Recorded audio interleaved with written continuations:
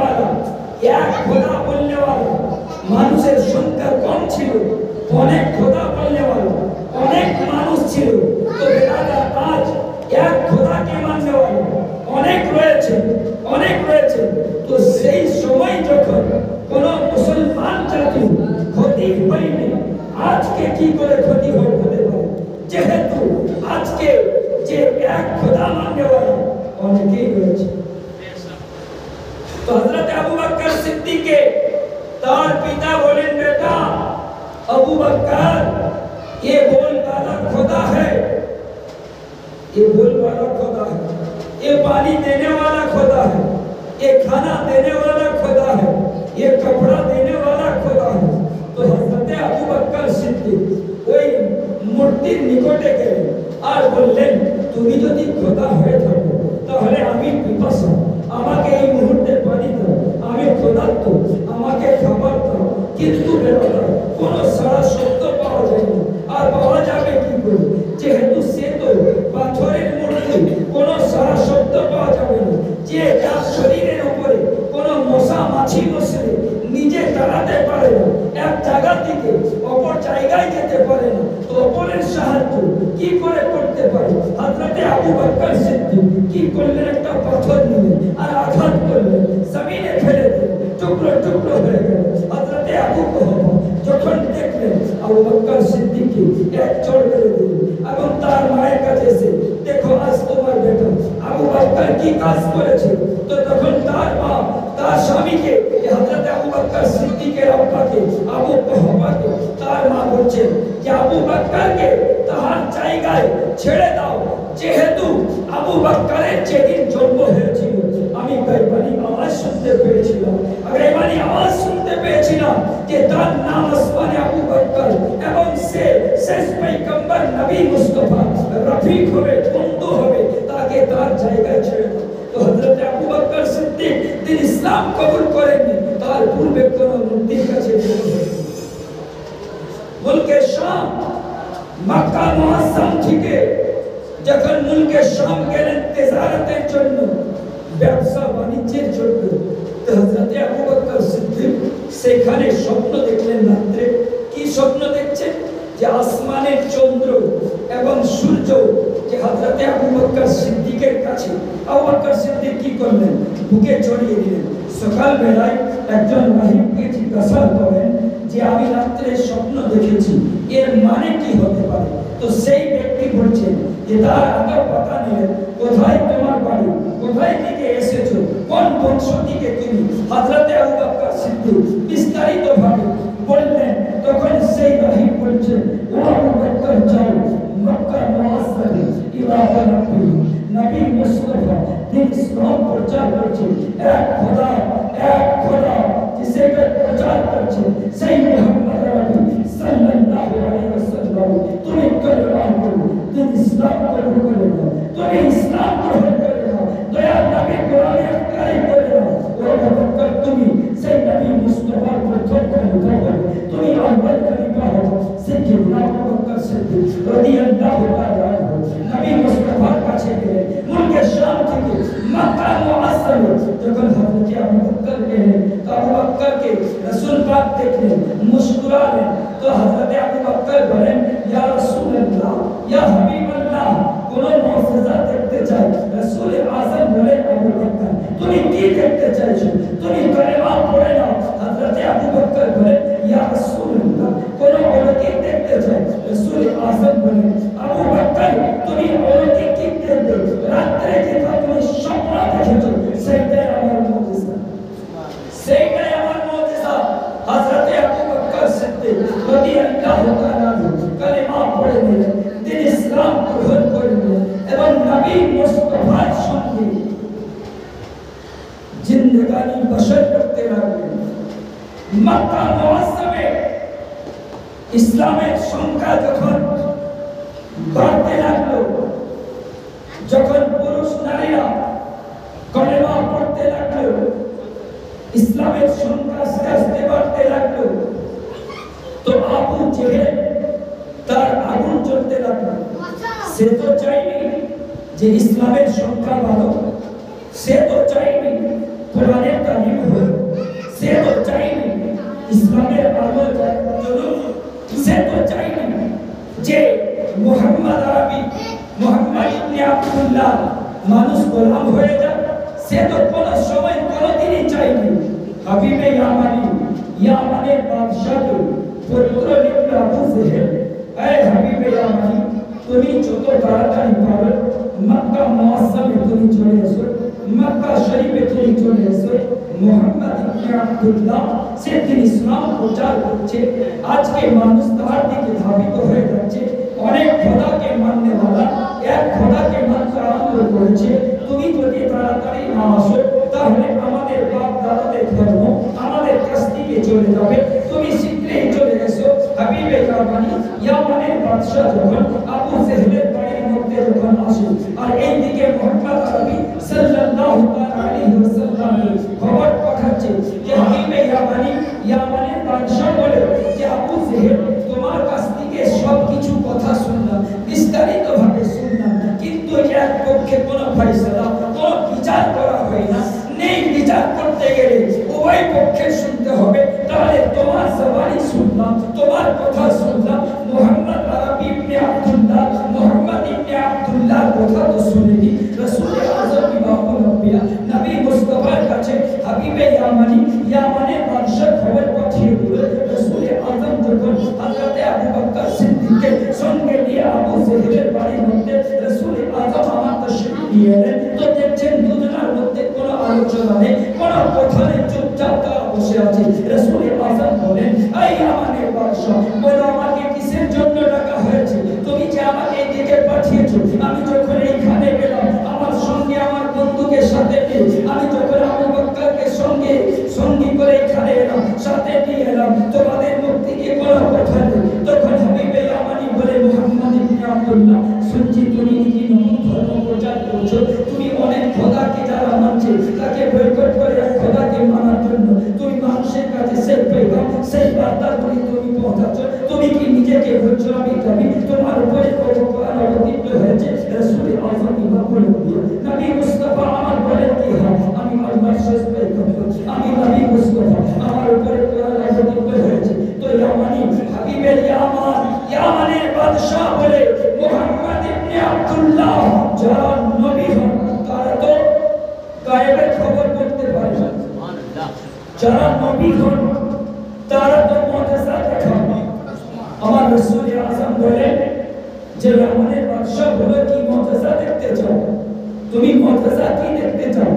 আবু জেহেল বলে ইয়ামানের বাদশাকে যেহেতু রাসূল আযম যে অলৌকিক দেখাবেন, রাসূল আযম যে মুআজিজা দেখাতেন আবু জেহেল এইটাই বলতো মাশাআল্লাহ নবী মুস্তাফাকে জাদুঘর বলতো, নবী মুস্তাফাকে জাদুঘর বলতো। আবু জেহেল ইয়ামানের বাদশাকে বলে হাবিবে ইয়ামানিকে যে বলো ও ইয়ামানের বাদশা আকাশের চাঁদকে দুই খণ্ডিত করতে, যেহেতু আকাশে জাদু চলবে না। হাবিবে ইয়ামানি বলে দুই মুআজিজা দেখতে চাই, দুই মুআজিজা। রাসূল আযম বলেন বলে তুমি কি মুআজিজা দেখতে চাও? হাবিবে ইয়ামানি বলে, মুহাম্মদ ইবনে আব্দুল্লাহ আকাশের চাঁদকে দুই টুকরা, আকাশের চাঁদকে দুই খণ্ডিত করে দেখাও। রাসূল আযম ইমামুল আম্বিয়া নবী মুস্তাফা সেই পূর্ণিমার চাঁদ, যেদিন পূর্ণিমার চাঁদ থাকে দেখবেন অনেক আলো হয়ে থাকে, বেরাদার রাসূল আযম আঙ্গুলের ইশারা করলেন, শাহাদাত আঙ্গুলের ইশারা, চাঁদ দুই খণ্ডিত হয়ে গেল, চাঁদ দুই টুকরো হয়ে গেল। দয়ার নবী বলেন যে দ্বিতীয় মুআজিজা কি দেখতে চাও? তো ইয়ামানের বাদশা বলে, মুহাম্মদ ইবনে আব্দুল্লাহ যে নবী হয় সে তো গায়বের খবর বলতে পারে, যে নবী সে তো গায়বের খবর বলতে পারে, সে তো গায়বের সংবাদদাতা। বেরাদার হাবিবে ইয়ামানি এখন কালিমা পড়ে দিন ইসলাম কবুল করে ইসলামে নতভুক্ত হয়ে, কিন্তু তার কতটা বিশ্বাস যে নবী হয় সে গায়বের খবর বলতে পারে। আর আজকে মুখে দাড়ি রেখে মাথায় টুপি করে লম্বা ঠান্ডা করে নবী মুস্তাফা গায়বকে অস্বীকার করে, নবী মুস্তাফা গায়বকে অস্বীকার করে তারা কিতাবের মধ্যে লিখে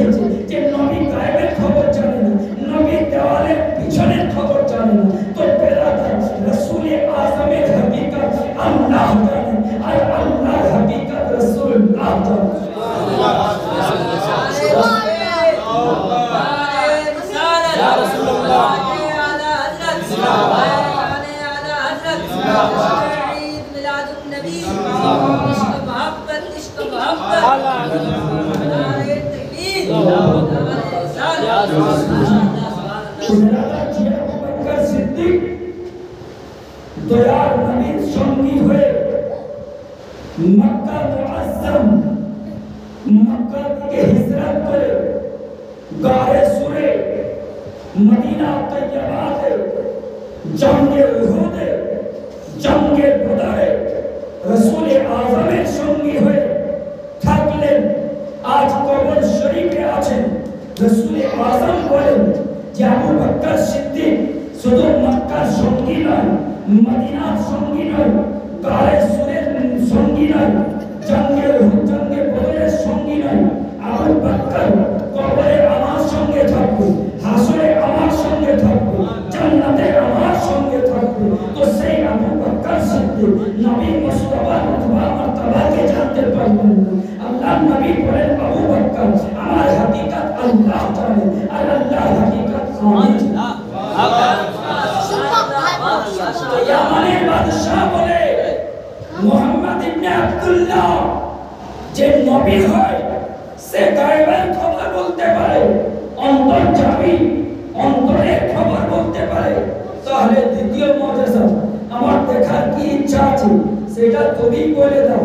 রাসূল আযম নবী মুস্তাফা আমার বলে ওই আমানের বাদশা তোমার দ্বিতীয় মুজিজা দেখার ইচ্ছা এটাই রয়েছে।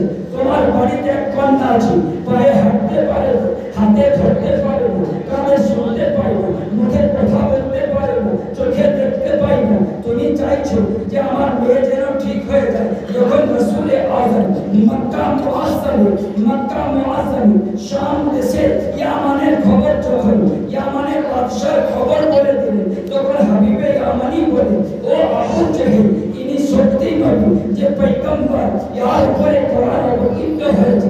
এ রাসূল আযম ইমামুল সঙ্গে সঙ্গে তওবা করে কালেমা পড়ে তিনি ইসলাম কবুল করে নিচ্ছে। তারপরে যখন তার বাড়ি ফিরে যাচ্ছে, ইয়ামান যখন ফিরছে বাড়িতে দরজায় আওয়াজ দিচ্ছে, দস্তখত লাগাচ্ছে, ওই মেয়েকে সে দরজা খুলছে। যখন দরজা মেয়েটি খুলছে তখন বাপ দেখে অবাক হয়ে যাচ্ছে। আমার মেয়ে হাঁটতে পারতো না, আমার মেয়ে হাতে কিছু ধরতে পারতো না, কানে শুনতে পেত না, চোখে দেখতে পেত না, মুখে বলতে পারতো না। মেয়েটি বলে আব্বা তুমি ঠিক বলছো, তুমি যখন বাড়ি থেকে বাইরে গিয়েছিলে মক্কা মুআজ্জম গিয়েছিলে আবু জেহেলের বাড়িতে গিয়েছিলে আমাকে এই অবস্থায় দেখে গিয়েছিলে যে আমি পায়ে হাঁটতে পারতাম না, আমি মুখে কথা বলতে পারতাম না, চোখে দেখতে পেতাম না, কানে শুনতে পেতাম না। কিন্তু রাত্রে আমি যখন শুয়েছিলাম এক নুরানি চেহারা আমার সম্মুখে হাসিল। আমাকে বলেছে আল্লাহর বান্দি বেটি তুমি কালেমা পড়ে না, তোমার বাপকে মক্কা মুআজ্জমে আবু জেহেলের বাড়ির মধ্যে কালেমা পড়িয়েছে, তুমি কালেমা পড়ে নাও। আব্বা যখন আমি কালেমা তাইয়্যিবা পড়ে দিলাম আমার সর্বঙ্গ ঠিক হয়ে গেল। আমার সর্বঙ্গ ঠিক হয়ে গেল। রাসূল আযম ইমামুল আম্বিয়া নবী মুস্তাফার সঙ্গী হয়ে হযরত আবু বকর সিদ্দিক মক্কা মুআজ্জমে থাকতেন।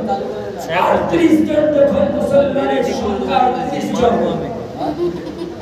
হযরত আবু বকর বলেন ইয়া রাসূলুল্লাহ বিসমিল্লাহ ইয়া হাবিবাল্লাহ ইয়া হাবিবাল্লাহ আমাদের এই ধর্মের গোপন নয় প্রকাশ্যে এলান করা হোক, প্রচার করা হোক। দয়াল নবী আমার বলেন আবু বকর আমরা সংখ্যায় কম আছি, আমরা সংখ্যায় কম রয়েছে। হযরত আবু বকর বলেন ইয়া রাসূলুল্লাহ আমরা প্রকাশ্য করতে চাই মসজিদে হারামে বাইতুল্লাহ শরীফে। সাইয়েদনা আবু বকর সিদ্দিক বক্তব্য রাখলেন। চতুর্থ দিক থেকে ইসলামের শত্রুরা কোরআনের বাগি কাফির মুশরিকিনরা চতুর্থ দিকে ঘিরে নিল। হযরত আবু বকর সিদ্দিকের উপরে প্রহার করল। আর যারা সঙ্গী সাথী দয়াল নবী যারা গোলাম মুসলমান হয়েছিলেন তাদেরকে আঘাত করল। হযরত আবু বকর সিদ্দিককে একজন বেদিন জুতো করে গায়ের মধ্যে জুতো লাগিয়ে দিল, আর একজন বেদিন হযরত আবু বকর বকর সিদ্দিকের মুখের উপরে চেপে লাফাঝাফা করতে লাগলো। হযরত আবু বকর সিদ্দিক রক্তপাত হয়ে গেলেন, অজ্ঞান হয়ে গেলেন।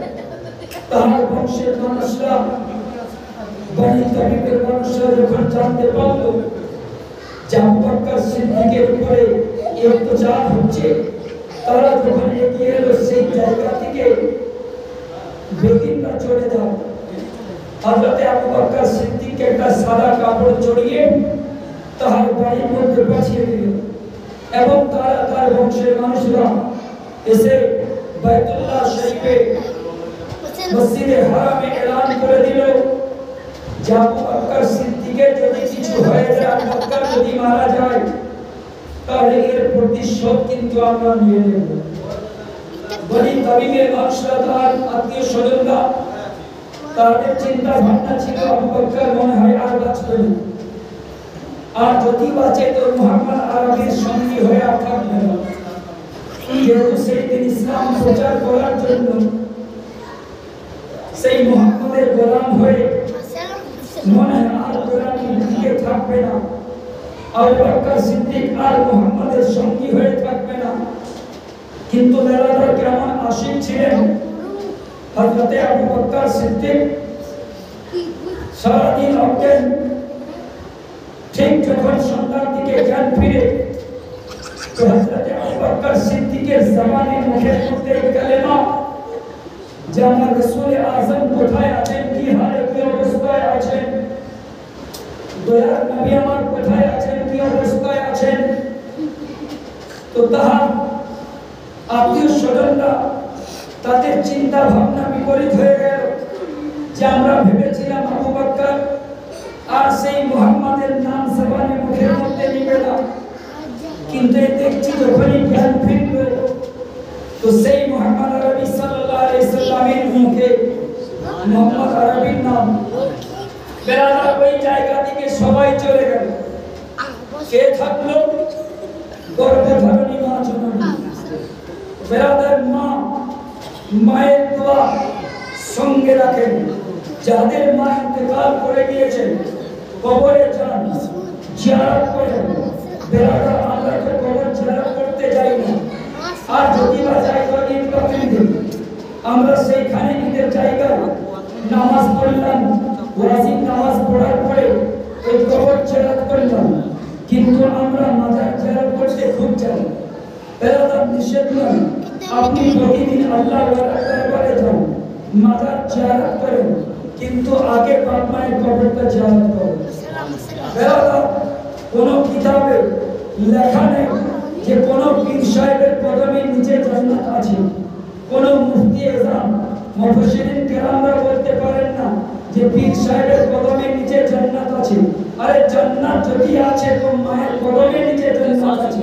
বেলাদার মসজিদের দরজাতে জান্নাত নেই, আর পীরের দরবারে জান্নাত নেই। জান্নাত আছে তো মায়ের কদমের নিচে জান্নাত আছে। মাকে রাজি করেন জান্নাতের হকদার হয়ে যায়, আর বাপকে রাজি করেন জান্নাতের দরজা। কিন্তু আমাদের এটাই তো হয় না। আজমির শরীফে দিয়ে 10,000 টাকার চাদর চাপিয়ে আসবো, এসে বলবো আজমির গিয়েছিলাম, 10,000 টাকার চাদর চাপালাম, আর বৃদ্ধা মা বাপ রয়েছে, তাদের পরনে একটা সুন্দর ভালো দামি একটা মাকে শাড়ি কিংবা বাপকে একটা পরনে সুন্দর একটা লুঙ্গি কিনে দিতে পারি। আছে না এরকম অনেকে? তো বেলাদার এইগুলি কোনো কাজে আসবে না। আরে মাজার তো দূরের কথা, আপনি নামাজ পড়ে নিজের জিন্দেগানিকে শেষ করে দেন, এ আপনার শহর ভাঙার মসজিদ তো দূরের কথা, খানায় কাবাতে নামাজ পড়ে নিজের জিন্দেগানিকে যদি শেষ করে দেন, আর যদি আপনাদের কাছ থেকে আপনাদের বাপ মা দুঃখী হয়ে থাকে, তাহলে খানায় কাবার সাজদা আপনার মুখের মধ্যে মেরে দেওয়া হবে। আপনার কোনো ইবাদত বন্দেগী রিয়াদত তাসবিহ তাহলিল কাজেই লাগবে না। তো বেলাদার সবাই সেই জায়গা থেকে চলে গেল। গর্ভধারিণী মা জননী, মা তো আর যেতে পারেন না বেটাকে ছেড়ে। তো হযরত আবু বকর বলেন, মা গো, আমার দয়ার নবী, মায়ার নবী, উম্মত দরদি কুল কায়নাতের নবী, নবী মুস্তাফা কি হালতে অবস্থায় আছেন? মা বলেন, বেটা আমি তো জানি না। হযরত আবু বকর বলেন, মা যাও তুমি উম্মে জামিলের বাড়িতে। হযরত উম্মে জামিলের বাড়িতে হযরত আবু বকর সিদ্দিকের মা চললেন। যখন এলেন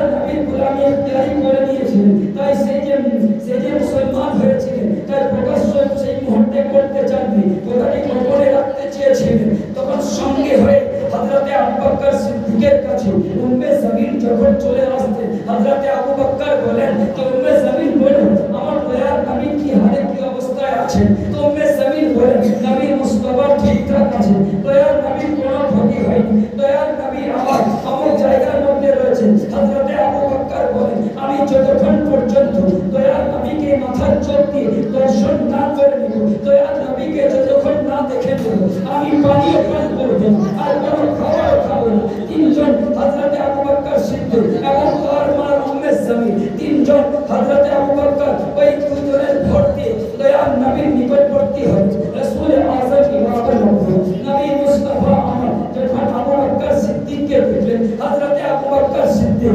রাসূল আযমকে দেখলেন আর দুই নয়ন অশ্রু গড়িয়ে পড়তে লাগলেন। রাসূল আযম আমাকে গিয়ে হযরতে আবু বকর সিদ্দিকের কপালে বসা দিলেন। হযরতে আবু বকর বলেন ইয়া রাসূলুল্লাহ ইয়া হাবিবাল্লাহ, আমাকে সবাই ছেড়ে চলে যায়, আমার আত্মীয় স্বজনরা চলে যায়, আমার ভাই বেরাদাররা চলে যায়, গ্রামবাসীরা চলে যায়, পাড়া প্রতিবেশীরা চলে যায়, কিন্তু এই গর্ভধারিণী মা চলবে আমাকে ছেড়ে যায়নি। ইয়া রাসূলুল্লাহ আপনি আমার মায়ের জন্য দোয়া করেন। রাসূল আযম ইমামে নবী মুস্তাফা আমার দোয়া করলেন। হযরতে আবু বকর সিদ্দিকের মা জননী তওবা করে কালেমা পড়ে তিনি ইসলাম কবুল করে নিলেন।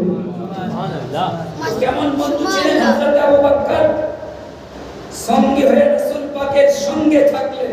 সুবহানাল্লাহ। তো এত রুতবা মার্তবা পেলেন, সাদাকাতের বাদশা, সত্যবাদী। তো বেরাদার সত্য কথা বলার আদি হয়ে যায়। আগে হযরতে আবু বকর সিদ্দিকের ইতিহাস পড়ে হযরতে আবু বকর কেমন সত্যবাদী ছিলেন আর কেমন রাসূল প্রেমিক ছিলেন। শুধু মুখে নয় অন্তর থেকে, এমনকি নিজের জীবনের বাজিও লাগিয়েছেন। সমস্ত মাল দৌলত দয়াল নবীর সমস্ত মাল দৌলত রাসূল পাকের কাছে হাজির করে দিয়েছেন। আর আমরা এক এমন রাসূল প্রেমিক, আমরা নবীকে এত ভালোবাসি, যখন নবী দিবস আসে জশ্নে মিলাদুন নবীর জন্য যখন বলা হয় ভাই কিছু টাকা পয়সা লাগবে, তখন আমরা দিতে কনসি, আমরা উজাড় হয়ে মন খুলে আমরা দিতে চাই, পেশার দিয়ে আমাদের কাছ থেকে বার করতে হবে। তো বেরাদার আমি যে বলি যে আপনার গ্রামে মহল্লাতে বাড়িতে যদি বড় ধরনের অনুষ্ঠান করার ইচ্ছা হয় তো সেটা জশ্নে মিলাদুন নবী সাল্লাল্লাহু আলাইহি সাল্লাম সব দিয়ে বড়, যেহেতু দয়ার নবীর বাদৌলতে সব কিছু পেয়েছেন, পাচ্ছেন, পাবেন। সুবহানাল্লাহ। তো বেরাদার হযরতে আবু বকর সিদ্দিক মক্কা মুআজ্জম থেকে মদিনা তৈয়বা রাসূল পাক আমার হিজরত করবেন, এটা আল্লাহর হুকুম। হযরতে আবু বকর সিদ্দিকের রাসূল আযম বলেন যে আবু বকর আমি খুব তাড়াতাড়ি মক্কা থেকে হিজরত করে মদিনা চলে যাব, তুমি আমার সঙ্গী হয়ে যাবে। তো হযরতে আবু বকর বলেন যে আমি আল্লাহর কসম করে বলছি সেই দিন থেকে আমি কোনোদিন রাতে ঘুমাইনি, কারণ এই জন্য যে রাসূল আযম আমার বাড়িতে আওয়াজ দিবেন আর আমার যদি সাড়া না পান তাহলে আমার জিন্দেগানি বেকার হয়ে যাবে।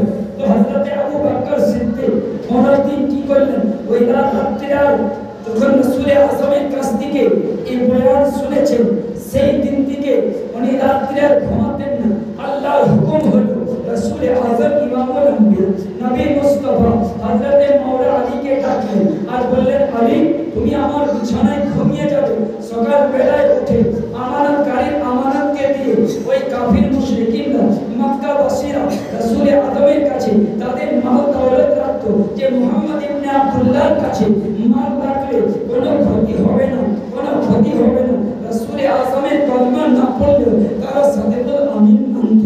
তো রাসূল আযম বলেন আলী তুমি আমার বিছানায় ঘুমিয়ে যাবে আর সকাল বেলায় তাদের মাল দিয়ে তুমিও মদিনা চলে আসবে। তো বেরাদার হযরত ঈসা আলা নবী জানাব আলাইহিস সালাত ও তাসলিমের জামানায় একটা সর্প মানে একটা সাপ হযরত ঈসা আলাইহিস সালামকে জিজ্ঞাসা করছে সাপ जो अल्लाह पैगंबर नबी मक्का शरीफ যাওয়ার পথ কোনটি ঈসা আলাইহিস সালাম বলেন তুমি সর্ব হয়ে মক্কা শরীফের রাস্তা কেন খুঁজছো তুমি মক্কা যাওয়ার কেন রাস্তা খুঁজছো তো সেই সর্ব বলে আল্লাহর পয়গম্বর নবী আমি শুনেছি মক্কা মুআজ্জামে শেষ পয়গম্বর নবী মুস্তাফার আগমন হলো মক্কা শরীফে জাহিরি জিন্দেগানি 53 বছর কেটে মদিনা তৈয়বা হিজরত করবেন আর হিজরত করার পথে গায়ে সুরের মধ্যে আশ্রয় নেবেন তাই আমি মক্কার রাস্তা খুঁজছি যেহেতু আমি সেই জায়গায় যদি যাই তাহলে সেখানে মানুষের ভিড় থাকবে মানুষ যখন আমাকে সর্বরূপে দেখবে তখন মানুষ আমাকে মেরে ফেলবে আমি সেই মোহাম্মদ আরবির দিদার করতে পারবো না আর যদি আমি মদিনা চলে যাই তাহলে সেখানেও মানুষের ভিড় থাকবে তো সেই জায়গায় আমাকে মানুষ দেখলে মেরে ফেলবে তাই আমি মক্কা যাওয়ার রাস্তা খুঁজছি ওই গায়ে সুরের মধ্যে আমি থাকবো তো হযরত ঈসা নবী আলাইহিস সালাতু ওয়াস সালাম বলেন যে তুমি এতদিন অপেক্ষা করতে পারবে যেহেতু আমার তার মধ্যে 600 বছরের পার্থক্য হবে তো তুমি 600 বছর ধরে এতদিন তুমি অপেক্ষা করতে পারবে এতদিন তুমি সাধনার মধ্যে থাকতে পারবে তো সর্বময় কাজ তো কঠিন কিন্তু আমাকে করতে হবে কেমন আশিক ছিল সাম যে রাসূলে আযমকে দেখার জন্য ওই গর্তের মধ্যে তো সাপ দেখছে যে আমি যেমন একটা আশিক দয়ার নবীকে শেষ পয়গম্বরের দিদার করব শেষ পয়গম্বরের দর্শন করব তো নিশ্চয়ই সেই মুহাম্মদ আরবি সাল্লাল্লাহু আলাইহি সাল্লামের সঙ্গী হয়ে নিশ্চয়ই কোন আশিক আসবেন সঙ্গী হয়ে কোন আশিক আসবেন আমি যেমন আশিক দেখার জন্য এতদিন ধরে আমি তপস্যায় থাকবো তো সেই রাসূলে আযমের সঙ্গী হয়ে নিশ্চয়ই কোন আশিক আসবেন তো সেই সর্ব কি করলো 70টি সুরাত করলো যে একটি সুরাত যদি বন্ধ হয়ে যায় অপর সুরাতটিকে দর্শন করে নেব একটা আরেক সুরাত যদি বন্ধ হয়ে যায় 70টি ছিদ্র করলো তো এক বন্ধ হলে আরেকটি দেখে নেব তো বেরাদার রাসূলে আযম ইমামুল আম্বিয়া মক্কা শরীফ থেকে হিজরত করে মদিনা তৈয়বা যাবে ওই গায়ে সুরে রাসূলে আযম আমার আরাম করার জন্য গায়ে সুরে তো রাসূলে আযম ইমামুল আম্বিয়া সঙ্গী হয়ে আবু বকর সিদ্দিক কখনো আগে যাচ্ছেন কখনো পেছনে যাচ্ছেন কখনো ডান সাইডে যাচ্ছেন কখনো বাম সাইডে যাচ্ছেন রাসূলে আযম বলেন আবু বকর তুমি একই করছো তো আবু বকর বলেন ইয়া রাসূলুল্লাহ হাবিবাল্লাহ আমি একই এই জন্য যাচ্ছি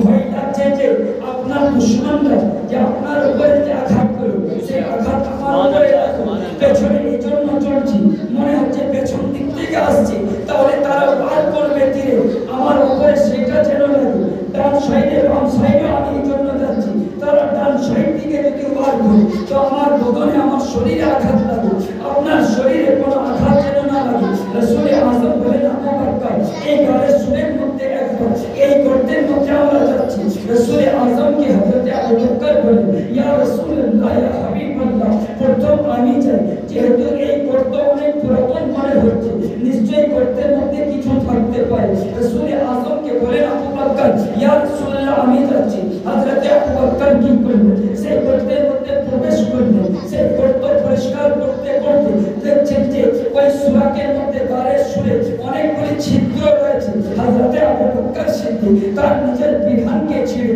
সমস্ত সুরাকগুলি বন্ধ করে দিলেন সমস্ত ছিদ্র বন্ধ করে দিলেন আর একটি ছিদ্র থেকে যায় তারপর আর সেরকম কিছু নেই হযরত আবু বকর সিদ্দিক পায়ের গোড়ালি দিয়ে সেই গর্তকে বন্ধ করে দিলেন সেই ছিদ্রকে বন্ধ করলেন রাসূলে আযম ইমামুল আম্বিয়া নবী মুস্তাফাকে ডাকলেন দয়ার নবী আমার ভিতরে প্রবেশ করলেন হযরত আবু বকর সিদ্দিক যাকে রাসূলে আযম মাথা মোবারক দেখে আরাম করছেন চোখ বন্ধ করে আছেন হযরত আবু বকর সিদ্দিক রাদিয়াল্লাহু তাআলা ব্যক্তিকে দেখতে পেলেন, রাসূল আযমকে বলেন, ইয়া রাসূলুল্লাহ, এইখানে সেই ব্যক্তিটা চলে এসেছে। রাসূল আযম বলেন, ও আবু বকর, তুমি চিন্তা করো না, আল্লাহ আমাদের সঙ্গে আছে, আল্লাহ হাফিজ, আল্লাহ হেফাজত করবেন, আল্লাহ হেফাজত করবেন। তো বেরাদার, ওই সুরাকের মধ্যে যে কিতাবের মধ্যে এসেছে যে একটি মাকড়সা এসে নিজের চারা পেতে এবং কবুতর একটা ডিম পেড়ে, তো বেরাদার দয়াল নবী যে পথে হাঁটতেন সেই পথটা আপনার খুশবুদার মুশকি আম্বর থেকে হয়ে যেত। তো সেই পথ পর্যন্ত বেদিনটা চলে এসেছে, কিন্তু সেইখান থেকে ফিরে যেহেতু তাদের চিন্তা ভাবনা মনে হয় এই সুরাকের মধ্যে এই ঘরের জুড়ে কেউ প্রবেশ করে মুহাম্মদ এবং তার সঙ্গী যদি প্রবেশ করতো তো এই মাকড়সার চারাটা ভেঙে দিত এবং মনে হচ্ছে কবুতর অনেক দিন থেকে বসে আছে, ডিম নিয়ে আছে, সেইখান থেকে ভেঙে যায়। তো বেরাদার ওই স্বর্গ যে 600 বছর ধরে তপস্যায় বসে আছে, সাধনায় বসে আছে, তো এরা নবীর দর্শন করবো কিন্তু দেখতে পাচ্ছে না। হযরত আবু বকর সিদ্দিকের গোলামির মধ্যে মাথা ঘুরিয়ে যাচ্ছে যে কোনরকম ভাবে যদি আবু বকর সিদ্দিক হটিয়ে দেয়, এক আশিক যদি তার পাকে হটিয়ে দেয় আর এক আশিক দয়াল নবী দর্শন করে নিবে, বেরাদার হযরত আবু বকর সিদ্দিক পা হটাচ্ছে না। অবশেষে সাপ কি করছে, আবু বকর সিদ্দিকের পায়ে কেটে দিচ্ছে, হযরত আবু বকর সিদ্দিকের শরীরে বিষাক্ত হয়ে যাচ্ছে, হযরত আবু বকর সিদ্দিকের চোখের অশ্রু দয়াল নবীর কাল মোবারকে পড়ে যাচ্ছে। রাসূল আযম ইমামুল নবী মুস্তাফা আমার চোখ ধরে বললেন, আবু বকর তুমি কেন কাঁদতেছো, তোমাকে কে কাঁদিয়েছে? হযরত আবু বকর বলেন, ইয়া রাসূলুল্লাহ, আমাকে সাপে কেটে দিয়েছে। দয়াল নবী ইমামুল নবী মুস্তাফা সেই কাটা জায়গায় নবীর দান থুতু মোবারক লাগিয়ে দিলেন, হযরত আবু বকর সিদ্দিকের বিষাক্ত ঢিল হয়ে গেল। তো দয়াল নবী থুতু মোবারকের সেবা রয়েছে, দয়াল নবী যে কোন পানি পান করে যেত না, রাসূল আযম যদি নবে দহন দিয়ে দিতেন, থুতু মোবারক দিয়ে দিতেন, সেই পানিটা মিষ্টি হয়ে যেত। রাসূল আযম খাবারের মধ্যে থুতু মোবারক দিয়ে দিতেন, সেই খাবারে এত বরকত হতো যে খানে ওয়ালা শেষ হয়ে যেত, কিন্তু খাবার শেষ হতো না। বেরাদার হযরত আবু বকর সিদ্দিক যখন সেই কাটার জায়গায় রাসূল আযম থুতু মোবারক লাগিয়ে দিলেন, বিষাক্ত ঠিক হয়ে গেল, সেই সর্প বার হয়ে আসছে। আল্লাহ তাবারক তাআলা সেই সর্পকে কথা বলার সুযোগ দান করলেন, তখন সেই সাপ বলে, ইয়া রাসূলুল্লাহ, ইয়া হাবিবাল্লাহ, আমি এই জন্য আবু বকর সিদ্দিকের পায়ে কাটিনি যে আবু বকর সিদ্দিকের ক্ষতি হয়ে যায়, যেহেতু আমি হযরত ঈসা আলাইহিস সালাতু ওয়াস তাসলিমের জামানা থেকে আমি এই জায়গায় আপনাকে দর্শন করার জন্য এসেছি, আপনাকে দিদার করার জন্য এসেছি। আমি এতদিন ধরে তপস্যায় থাকলাম, এতদিন ধরে সাধনায় থাকলাম, ইয়া রাসূলুল্লাহ, শুধু আপনাকে দিদার করার জন্য হযরত আবু বকর সিদ্দিককে আমি পায়ে কেটেছি, আবু বকর পা হটিয়ে নেবে আর আমি আপনার দিদার করব। হযরত আবু বকর সিদ্দিক রাদিয়াল্লাহু তাআলা আনহু রাসূল পাকের সঙ্গী হয়ে আজ কবর শরীফে আরাম করছে, হাশরের ময়দানে এবং জান্নাতে আবু বকর সিদ্দিক রাসূল পাকের সঙ্গী হয়ে থাকবেন। রাসূল আযম বলেন, আফজালুল বাশার বা'দাল আম্বিয়া, যে আম্বিয়ার পরে ইস্তাওয়াল হযরত আবু বকর সিদ্দিক রাদিয়াল্লাহু তাআলা আনহু। তো বেরাদার, যে খুতবার পড়ে পড়ে যে আমি দুরূদ শরীফের সম্পর্কে, যে দুরূদ শরীফ পড়াটা কি, তো কেহ তো এটা বলতে পারেন যে আপনি বললেন যে দুরূদ শরীফ পড়া ফরজ, তো আমরা তো শুনি না যে দুরূদ শরীফ পড়া ফরজ, কি করে বললেন? তো দুরূদ শরীফ পড়া ফরজ, দুরূদ শরীফ পড়া ওয়াজিব, দুরূদ শরীফ পড়া সুন্নাত, দুরূদ শরীফ পড়া মুস্তাহাব। তো নামাজের মতো ফরজ নয়, হজের মতো ফরজ। আল্লাহ তাবারক তাআলা যাদেরকে মাল দৌলত দিয়েছেন তাদের জন্য জীবনে একবার হজ করাটা ফরজ, হজ করাটা সাহেব নিসাবের উপরে হজ করা ফরজ। তো জীবনে একবার দুরূদ শরীফ পড়া হচ্ছে ফরজ, দুরূদ শরীফ পড়া ওয়াজিব। দয়াল নবীর পবিত্র নাম আপনি কাহরি জবান থেকে কিংবা নিজে যখন নেবেন তখন সেই ক্ষেত্রে দুরূদ শরীফ পড়াটা ওয়াজিব। নামাজের ক্ষেত্রে দুরূদ শরীফ পড়া সুন্নাত। আমরা নামাজে দরুদ ইব্রাহিম পড়ি, তো নামাজের ক্ষেত্রে দুরূদ শরীফ পড়া সুন্নাত। এবং মুস্তাহাব যে দয়ার নবীর কোন পছন্দ জিনিসকে দেখে দরুদ শরীফ পড়া মুস্তাহাব। যেমন লাল রঙের গোলাপ ফুল, এখন তো ফুল অনেক রঙ, একটি গোলাপ ফুলের মধ্যে কয়েকটি রঙ, কিন্তু লাল গোলাপের জন্য বলা হয়েছে যে যখনই লাল গোলাপ আপনি শুনবেন তখন আগে দরুদ শরীফ পড়েন। যেহেতু যে রাসূল পাক আমার লাল গোলাপ খুব পছন্দ করতেন, তো দয়ার নবীর কোন পছন্দ জিনিস দেখা দরুদ শরীফ পড়াটা আপনার মুস্তাহাব।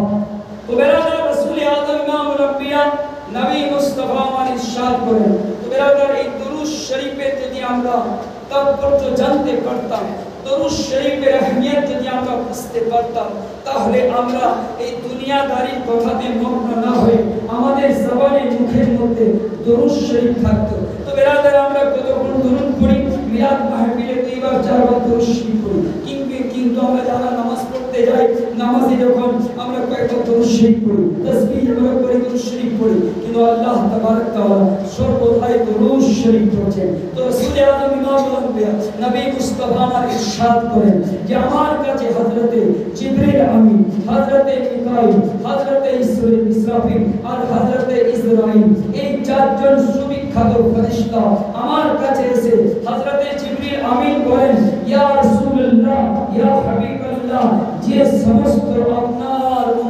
উম্মতীরা ভক্তি ভরে মুহাব্বতের সঙ্গে মসরুর হয়ে মজবুর হয়ে নয়, স্বেচ্ছা বাধ্য হয়ে নয়, যারা দরুদ শরীফ পড়বে, যারা দরুদ শরীফ পড়ে কাল হাসরের ময়দানে পুল সিরাতের রাস্তা থেকে আমি তাদের হাত ধরে নেব।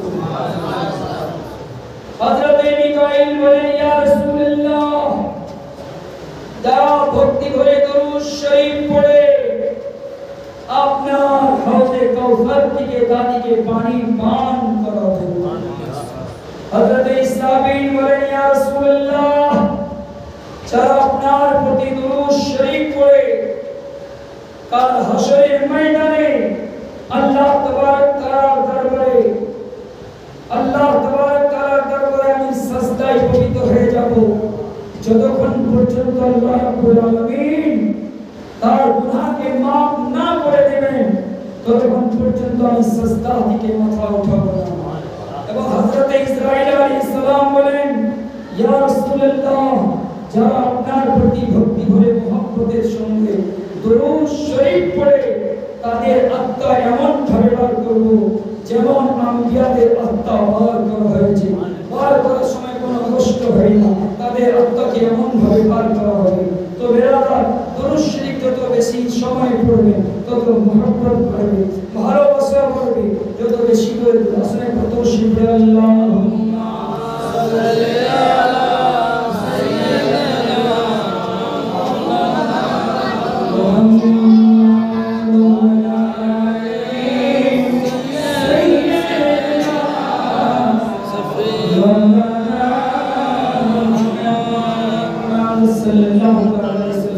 তো বেরাদার সব হারা হয়ে যান, নবী হারা হয়ে যান। আল্লাহ আমাদের রব নবী মুস্তাফা নবী ছাড়া জান্নাত পাবে না, প্রিয় নবীকে ভুলে যেও না। এই ভালো লাগবে না, যেহেতু কয়েকদিন কবি দিবসের প্রোগ্রাম সব থেকে বড় ভাগ্য এই আমার আবিসার সামনে খবর দিয়েছিলেন আরামে। ব্রাদার দেখবেন যে মানুষ অনেক টাকা খরচা করেন খাবার পারপাসে আর অন্য কোনো পারপাসে, আর এই মাইক এত খারাপ নিয়ে আসে, সাউন্ড একদম বলছি কিন্তু পারে না। সেই দিন এমন অবস্থা হয়েছিল, আমি রাত্রে ফিরে গিয়েছিলাম, রাত 12টার সময় সেখানে গেলাম, ফজরের নামাজ আমি পড়িয়েছি, যে আমি সূরা পড়েছি আমার মনে হয় মুক্তাদিরা সঠিকভাবে বুঝতে পেরেছি কিনা, মানে গলার দিকে আওয়াজ।